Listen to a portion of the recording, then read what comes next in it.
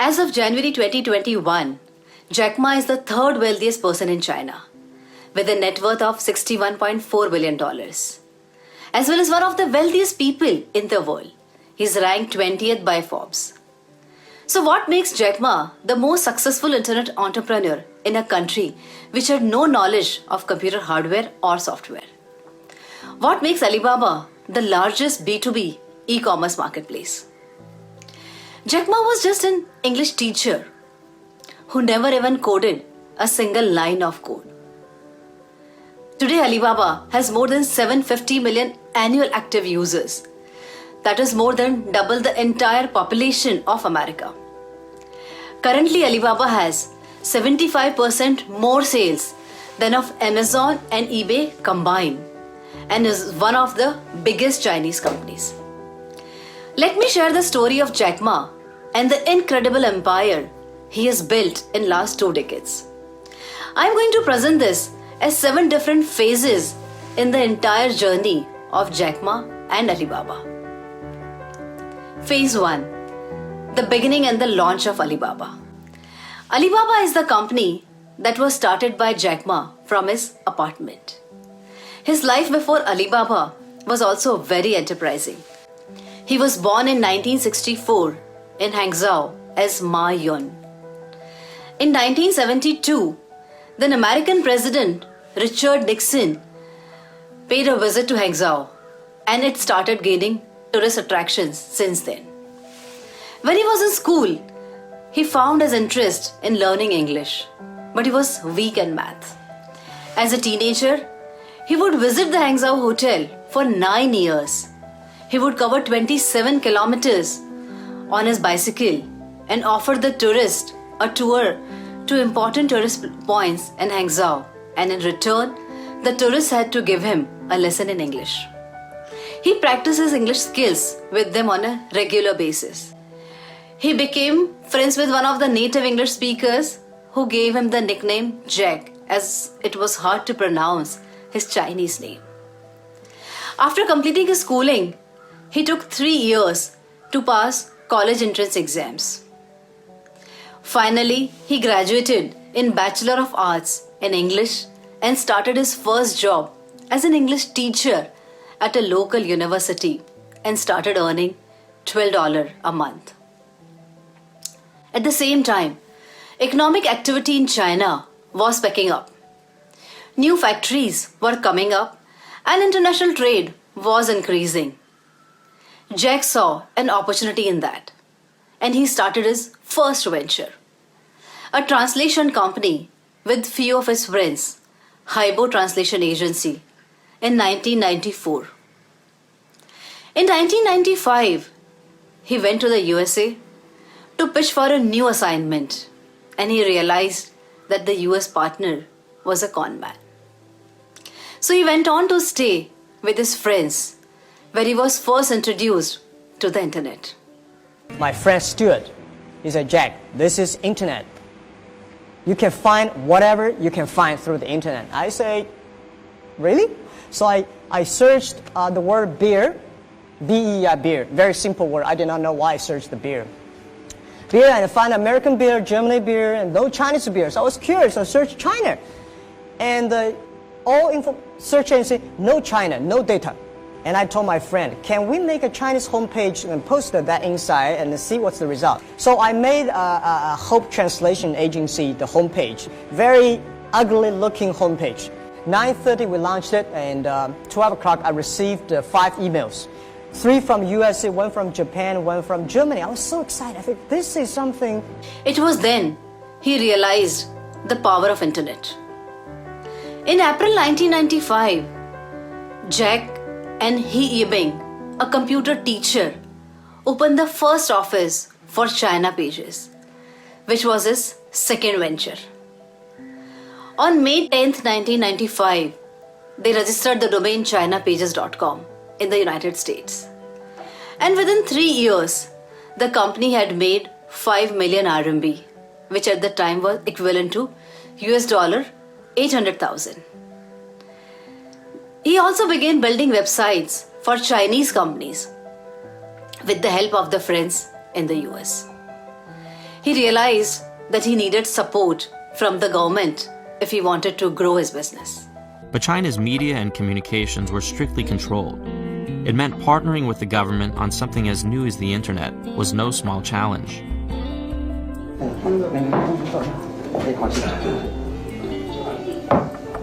我们呢主要是做在国际信息高速公路 Internet 上，就是国际互联网络上面，给中国在整个网上做宣传。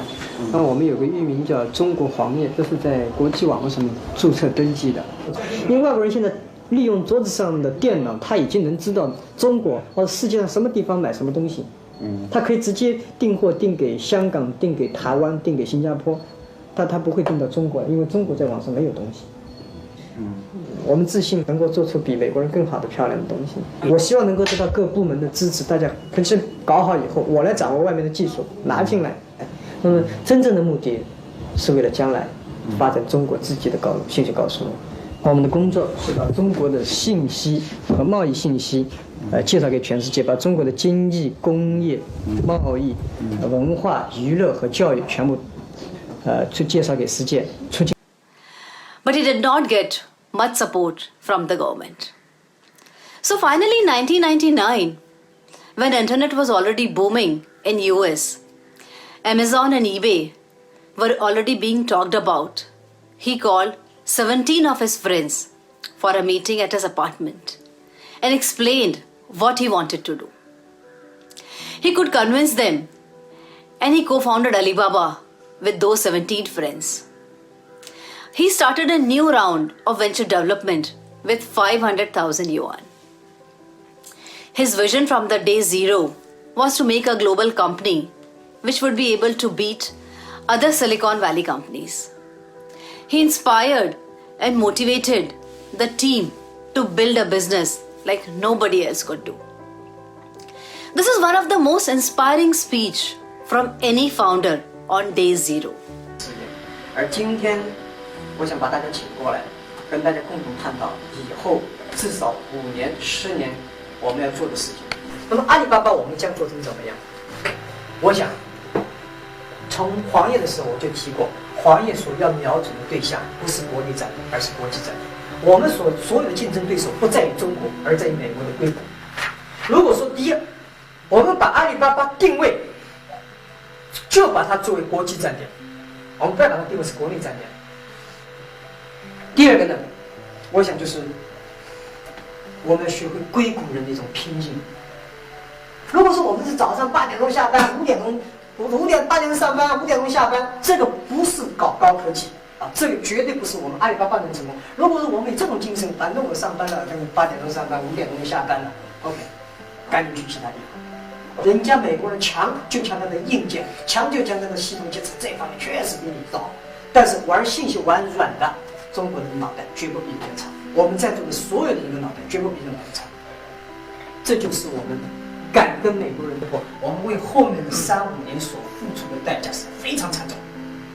只有这样的惨重的代价，才会赢得我们未来的取得的成功。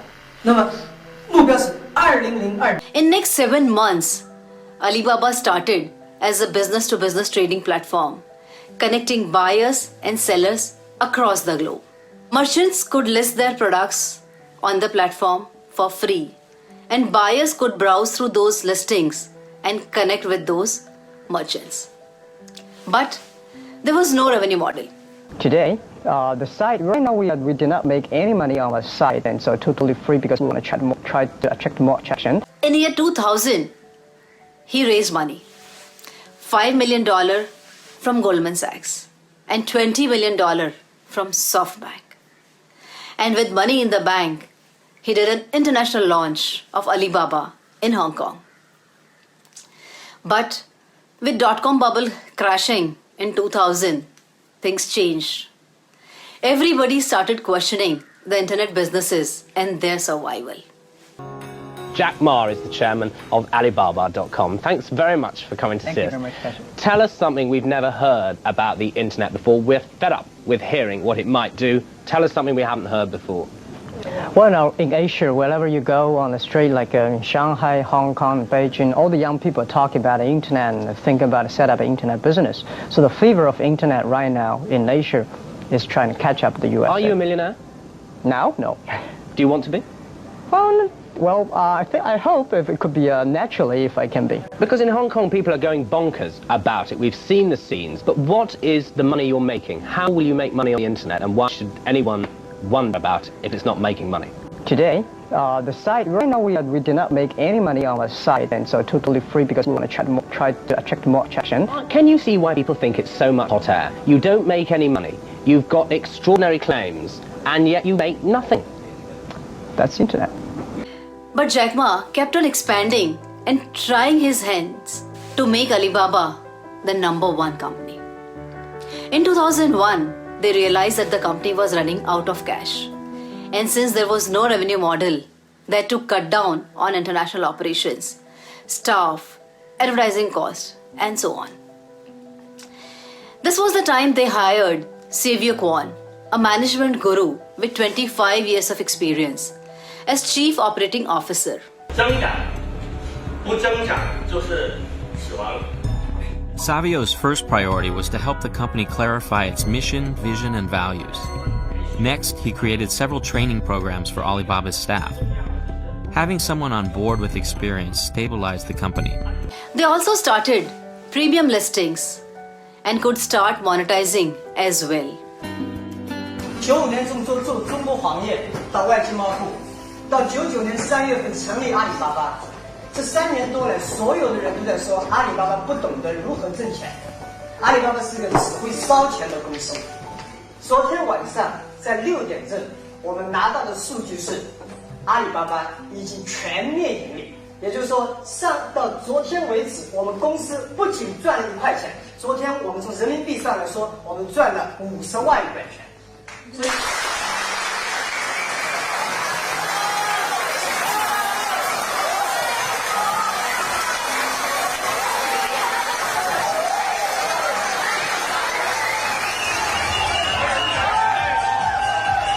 This was the defining moment in the history of Alibaba. There was no looking back from here. Phase 2, the battle with eBay. eBay is one of the most successful companies in the history of U.S. business. During its lifetime, it has grown faster than any company ever.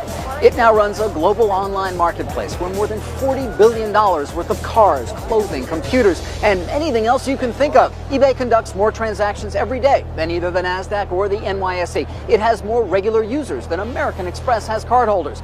Perhaps no company has created more opportunity for its customers. One reason why their loyalty runs deep. In March 2002, eBay bought 1/3 of stake in Chinese company EachNet.com, and that got Jack worried, as they both shared common consumers like small and medium enterprises.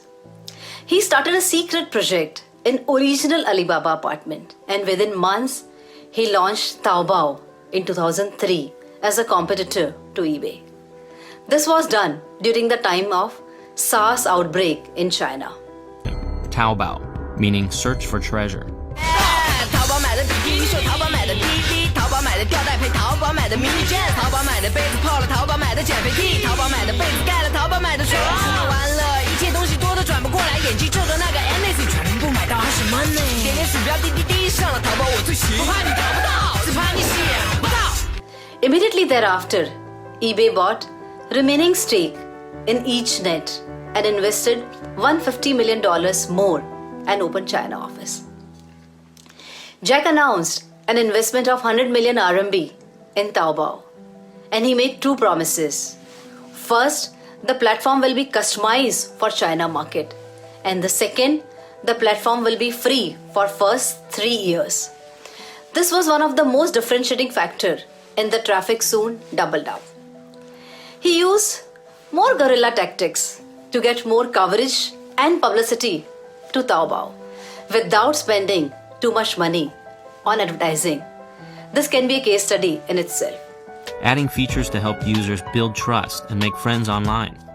The website was infused with a softer and more human touch that appealed to China's youth. To eBay's Western managers, Taobao probably seemed too cute and flashy.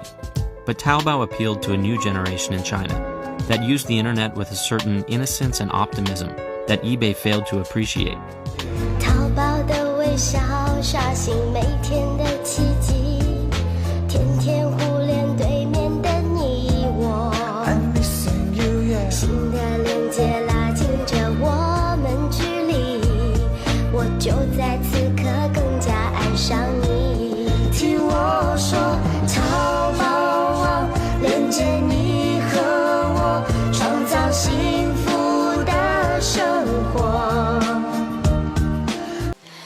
Taobao was giving tough competition to eBay, so eBay announced $100 million to be put into the business. As the battle entered 2005, eBay and Taobao were neck and neck.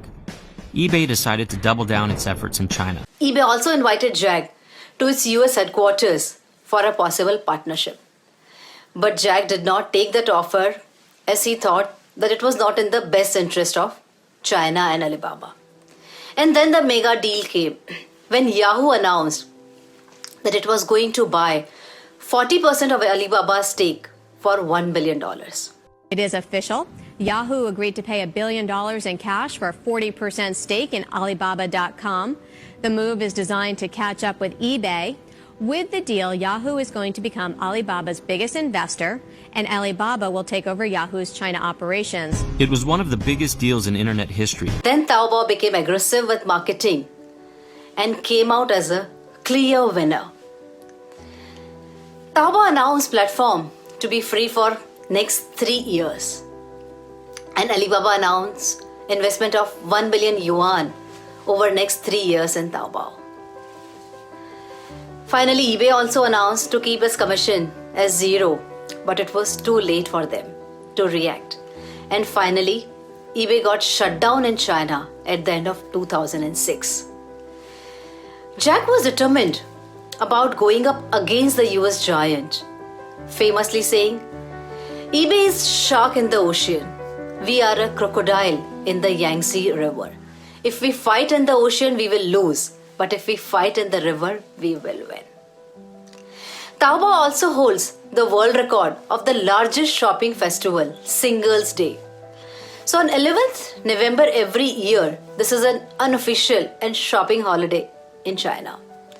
In 2020, sales crossed $56 billion on Singles Day as compared to $38 billion in 2019. The world's largest shopping festival, Singles Day, has been breaking records. Just after midnight, sales had already exceeded $56 billion. That's far higher than last year's total sales of $38.4 billion. Phase 3. Rise of fintech arm of Alibaba Group and financial.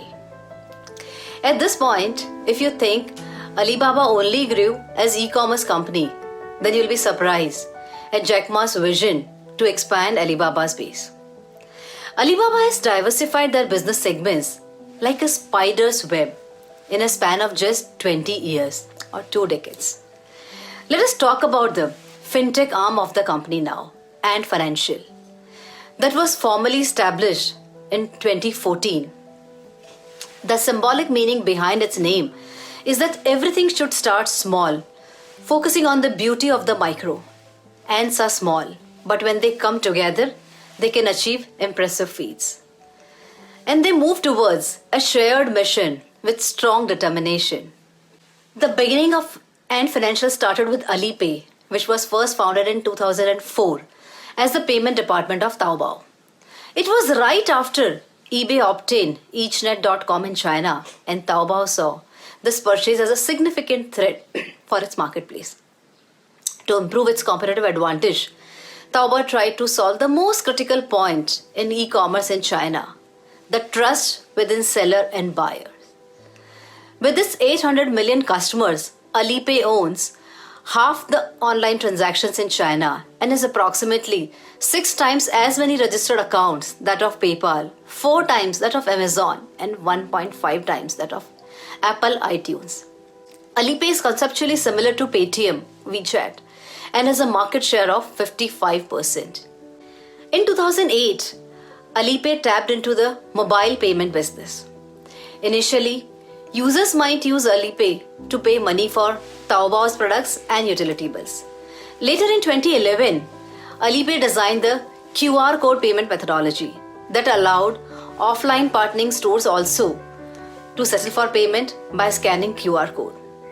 And it has processed transactions of worth $17 trillion in the course of 1 year and had 1.3 billion active users as of June 2020.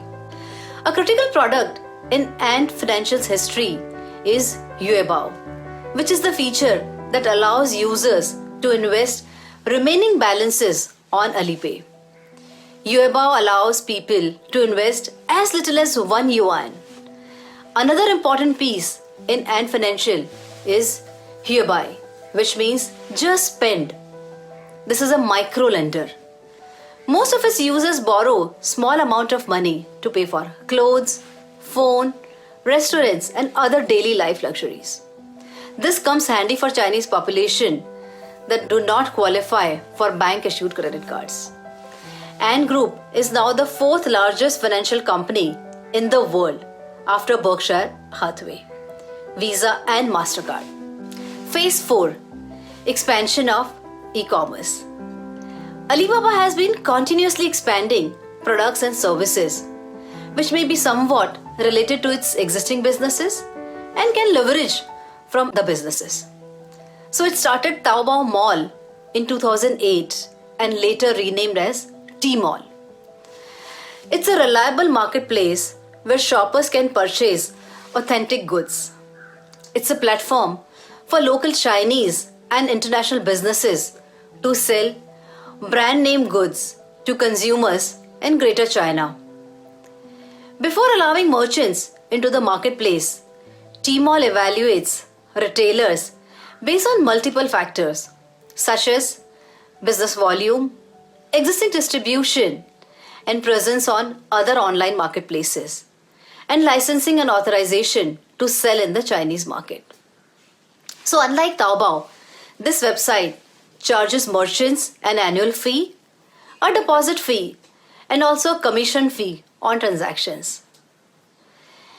Then Jack Ma started AliExpress in 2010 for making it possible for the Chinese businesses to sell their products to international individual buyers. So you can think AliExpress as Taobao for non-Chinese consumers. Jack Ma followed a very orderly pattern in expanding Alibaba's e-commerce business. Starting from B2B platform Alibaba, they forayed into B2C, Taobao, then branded B2C, which was Tmall, followed by international B2C, which was AliExpress. So imagine, if you are a manufacturer of shoes, you can sell your shoes in bulk to other businesses on Alibaba, to Chinese buyers on Taobao, to international buyers on AliExpress. And if yours is a famous brand like Reebok, then you can also list your products on Tmall. Phase 5, expansion along other business segments. Now let me share some more businesses founded by the Alibaba Group. Kniao, the smart logistics segment of Alibaba Group, was founded in 2014 and is a wonder in itself. It operates in 15 countries and is valued at $10 billion. It's an open platform allowing collaboration with 3,000 logistic partners and 3 million courier companies. The group also has a supermarket chain, Freshippo, that has around 200 stores across China. Ali Sports, Ali Music, UC Web, and so on. There are so many other businesses under the broad umbrella of Alibaba Group. Alibaba is also into cloud computing with Alibaba Cloud, and it plans to invest $28 billion over 3 years in this segment. Today, Alibaba invests in startups all over the globe. It is invested in Lyft, Snapchat, Paytm, BigBasket, Zomato, and many others in India. Alibaba has invested more than $2 billion in Indian startups since 2015. Phase 6, philanthropy. Jack Ma also has strong sense of social responsibility. At the annual general meeting of Alibaba.com in May 2010, he announced that Alibaba Group would begin to earmark 0.3% of annual revenue to environmental protection, particularly on water and air quality improvement projects. 10 years ago, when I say we should put 0.3% of the total revenue of Alibaba into the philanthropy and protect the environment education. Well, at that time, nobody cared. I mean, 0.3% Alibaba, you have no revenue. That's all right. Board said, go ahead. Now we have such a big revenue. And I say, we have to do that. It's not 0.3% of the profit, it's the revenue. His personal philanthropy foundation was set up in 2014. His foundation has an office and 30-odd full-time staff. He says, the way I learned how to run a company, that's the way I learned how to run a philanthropic organization. His key focus areas is improving education in China. For that, he has already pledged at least $75 million. Everything we taught the students in the past 100 years is about knowledge, about the science, about the industry. But in the future, what we teach the kids is about innovation, creative, constructive. How can you do the things that a machine cannot do or cannot do better than human being? That is about education. I'm thinking all the time about that. So along with China, his foundation has helped for causes in Africa, Australia and Middle East. And when asked where the Jack Ma Foundation will be in next 5 years, he said, it will be a respected organization that is doing things in an efficient way. Phase 7. Jack Ma steps down as the chairman of Alibaba. He wanted to retire earlier than Bill Gates, and he did so. He announced on 10th of September 2018 that he would step down as executive chairman of Alibaba Group Holding in the coming year, and stated that he wants to focus on philanthropy through his foundation. He actually stepped down from the position of chairman of Alibaba on his 55th birthday in the year 2019. He still holds 6.2% shares of the company. When I come back here, it's like a movie in my mind. This is the place we start. I'm the person always looking forward. I don't want to look at the things back. It was not easy. So every time I come back here, I have emotion that how could this thing happen? I mean, how can we go through all these days? But we know without these tough days, we can never be today. Isn't it an incredible journey in 20 years? So I would like to summarize the key takeaways from the story of Jack Ma as below. Number 1, Alibaba has 3 key numbers: 102, 10 and 1. 102, to be a 102-year-old company crossing 3 generations. 10, to be among the top 10 e-commerce platforms. And 1, if someone wants to do business online, they must use Alibaba. Number 2, don't take success to your mind and failure to your heart. One of the things that Jack is famous for is how he has faced rejections in his life. Rejections from college, jobs, and so on. But how he refused to give up is admirable. According to him, giving up is the greatest failure. Number 3, customer first approach. From starting Alibaba to give a platform to businesses, to starting Alipay for easy customer experience. Customer first, employee second, and shareholder third. This has been the approach of Jack Ma and Alibaba from the start. 我们不应该为投资者而去设计我们的产品，我们应该为我们的客户去设计我们的产品。客户需要什么 ，member 需要什么，而不是投资者需要什么，而不是外面的新闻记者需要什么。Number 4, a leader leading from the front. Jack is a born motivator. He unites his team to achieve a common mission like nobody else. He accepts his mistakes and works to rectify them. He parties and dances with his employees like one of them. 是好的 team， 好的团队，我们自己知道我们想做什么，我们想干些什么的时候，我相信我们是可以一挡水。